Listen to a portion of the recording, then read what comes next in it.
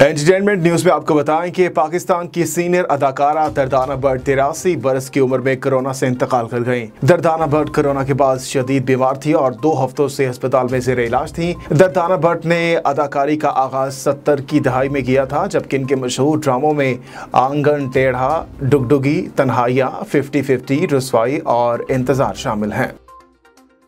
Stage अदाकारा दुआ चौधरी का अपने शौहर पर तशद्दुद का इल्ज़ाम। लाहौर में स्टेज अदाकारा दुआ चौधरी ने अपने शौहर पर तशद्दुद का इल्ज़ाम आयद करते हुए कानूनी कार्रवाई के लिए थाने में दरखास्त दे दी है। दरखास्त में अदाकारा सबा आमिर उर्फ दुआ चौधरी ने कहा है कि SHO मनावा के भाई सुलेमान शौकत से 3 साल पहले शादी की और 14 लाख का जहेज साथ लाई थी।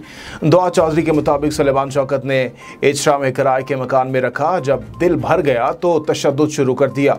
मारपीट से इसका हमल भी जाया हो गया। फिर एक दिन किसी बहाने घर से बाहर बुलाया और घर को ताला लगा दिया।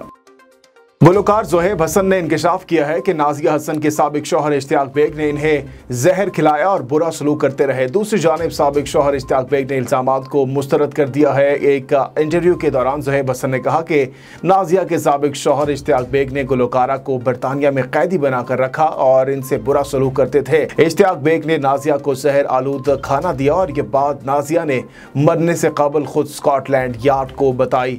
ज़ोहेब हसन ने कहा कि नाजिया हसन ने इश्तियाक बेग के मजालिम से तंग आकर तलाक ली। इश्तियाक बेग से नाजिया की शादी करवाना सबसे बड़ी गलती थी।